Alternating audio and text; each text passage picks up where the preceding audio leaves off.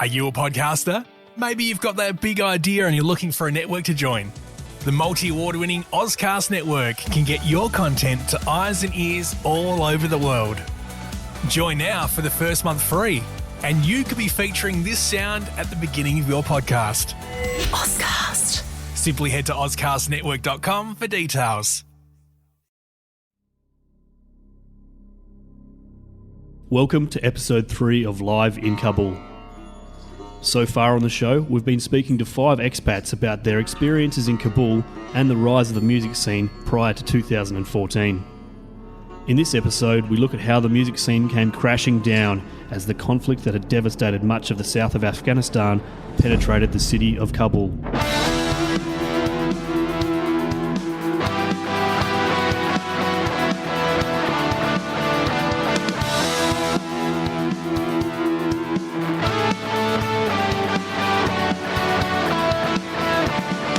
Things have just changed dramatically in regards to just general security for both, expats and the Afghan, community. And there's a myriad of reasons for that. There's not just a single solitary sort of factor that has influenced that.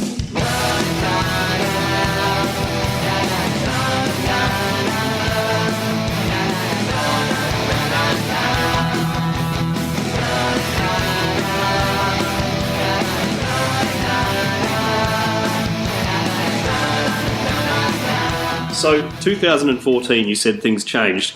What happened? How did it all play out? There was an incident that occurred, the Lebanese restaurant attack, which really, I think, changed everything from an international perspective. And in that, I mean, how, freedom of movement. And I think, if you're a security personnel looking after 100 people or 50 contractors, in a certain environment, you're going to start thinking very quickly after incidents like the Lebanese restaurant about how people move, what accommodation you live in, where they can go. And the net result of that, perhaps a lapse of security, one could say, on the restaurant perspective, but, they weren't alone in how they operated. But anyway, a lot of people died, and there was a split, I think, really, that occurred. A lot of people like myself, probably most of the musicians I knew at the time, were still able to move under our own security advice. Really, we were pretty free and out and about, but a lot of people just couldn't come out anymore. So that had an immediate effect on, I think, the local business. A lot of restaurants, a lot of clubs and things like that were booming at that time, were under pressure financially very quickly. weren't putting on music. There was, well, to some extent, it bred more desire in the venues that were left to keep music going. There was a flourish of activity, probably 2014 onwards. But the big scene, had finished really from an international perspective, or starting to wane at least, and that was mainly probably financial and economical.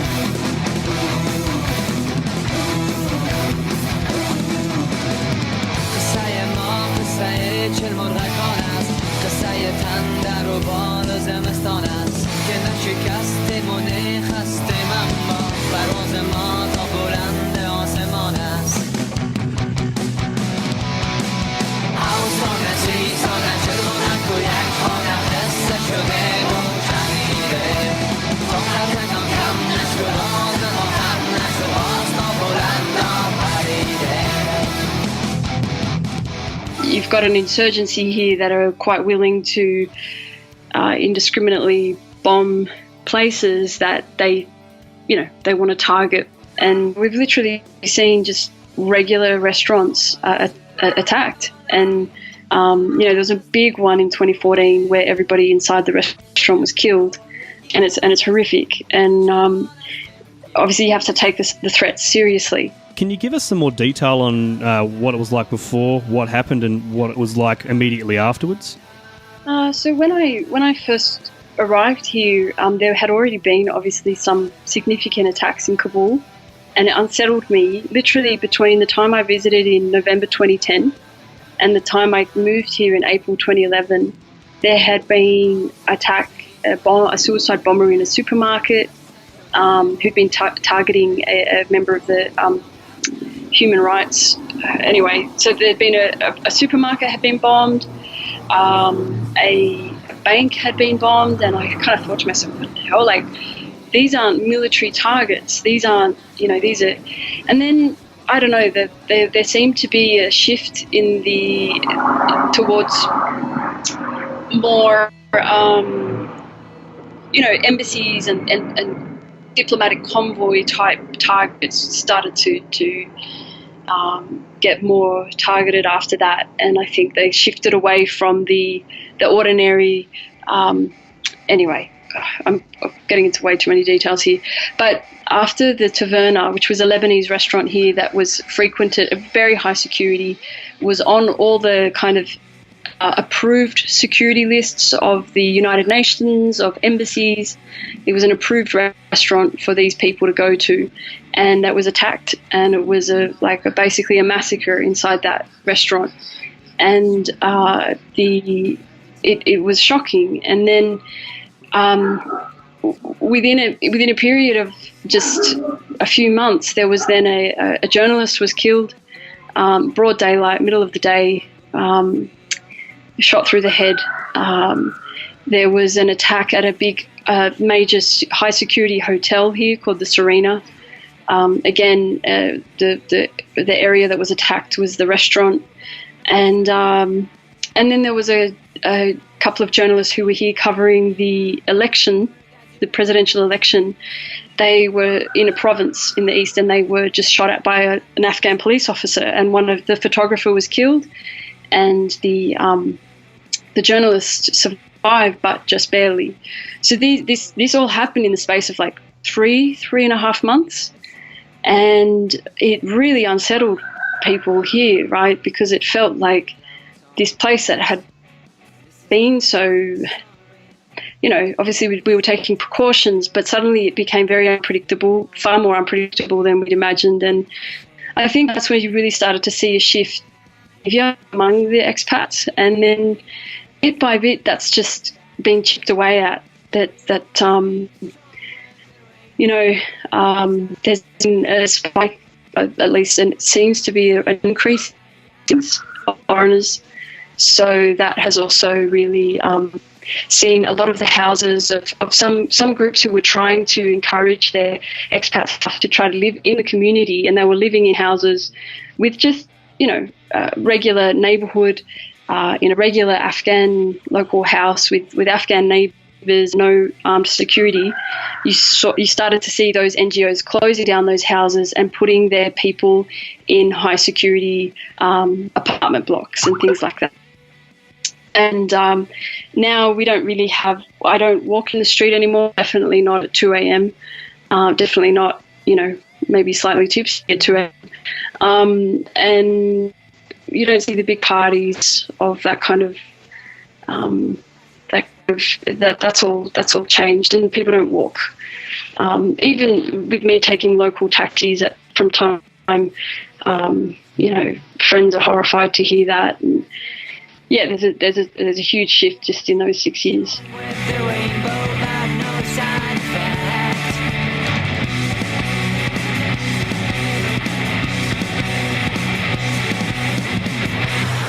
When I arrived in Afghanistan, it was very soon after a huge attack that had happened on one of the foreigner restaurants. And at that incident, I think like 40 people were killed or something like this. So at that point, a lot of NGOs pulled their people out, and the ones that did not get pulled out went under serious security restriction. So by the time I got there really wasn't a music scene at all.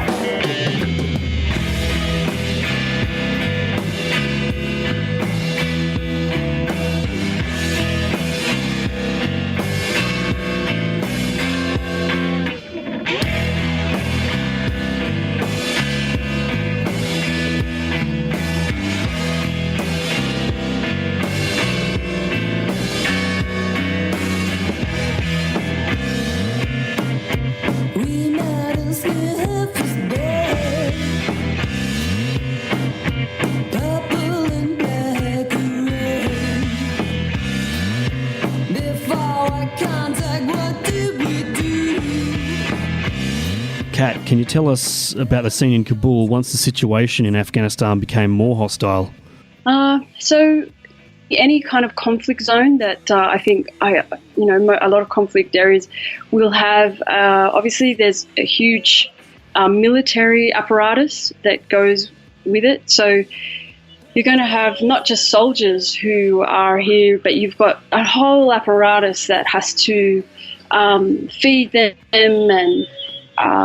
and provide services for them. And you will find in many, definitely in Afghanistan's case, foreigners who came and built up sectors that served the military in some way, particularly food, like getting food to all the bases. And you can imagine, like at its peak, you had something like 130,000 foreign soldiers. You also had that's not even including all the other people that go into supporting them. And because of the security risks, there's a lot of money to be made in any kind of endeavour that serves the military. Logistics, transport, and as I mentioned, just supplies and food, basics. So you've got that sector, and then you've got obviously the diplomatic corps, so embassies and consulates, and then you've also got the humanitarian, or I don't know, I guess I'll put them together, like the humanitarian and the development. So you've got a lot of foreign agencies coming in and basically trying to address the needs of a population that, Afghanistan is a third world country, and it already had a lot of development demands. And then on top of that, to have the security situation going on, or insecurity, so to speak, those demands become even greater. And then because the conflict here seems to have only increased, then you have massive displacement of the local population. So people leaving their villages and their cities in other provinces and kind of trying to find areas that are more safe and more secure, trying to find jobs.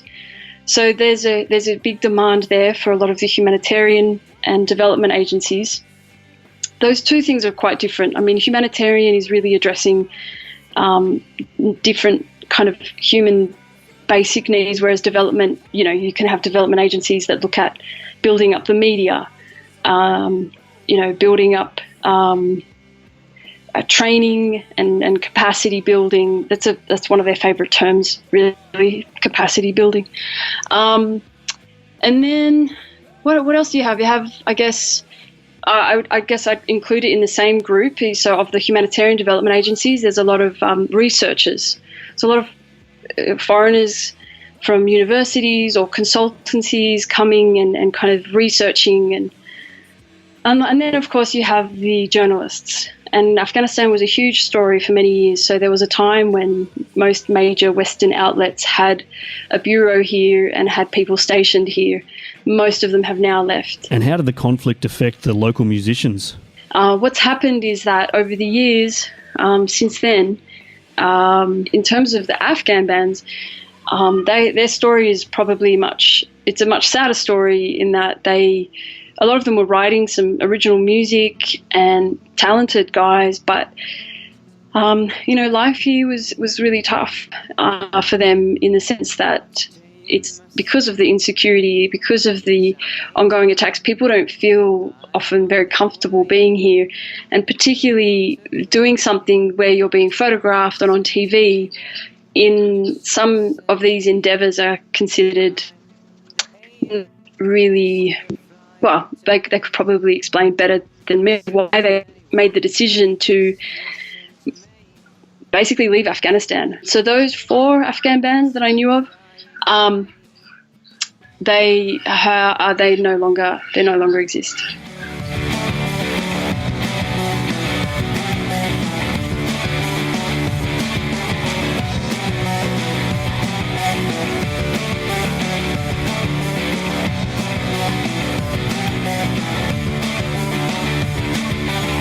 And that brings us to the end of episode 3 of this series.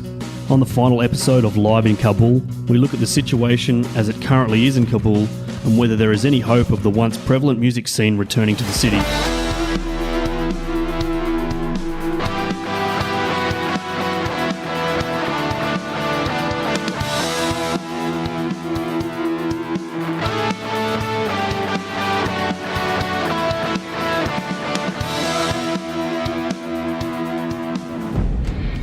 Next time on Live in Kabul.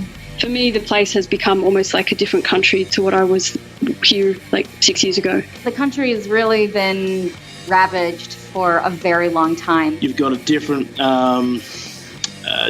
motivated regional actors that allow certain terrorism action to happen. I think we all felt that really 2015-16 could have been the springboard to the future, which everyone had sort of envisaged for Afghanistan.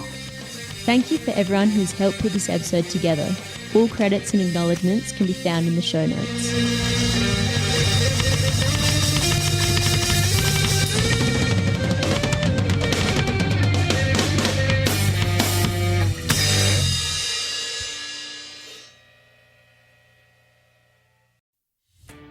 Are you a podcaster? Maybe you've got that big idea and you're looking for a network to join. The multi-award-winning Ozcast network can get your content to eyes and ears all over the world. Join now for the first month free, and you could be featuring this sound at the beginning of your podcast. Ozcast. Simply head to ozcastnetwork.com for details.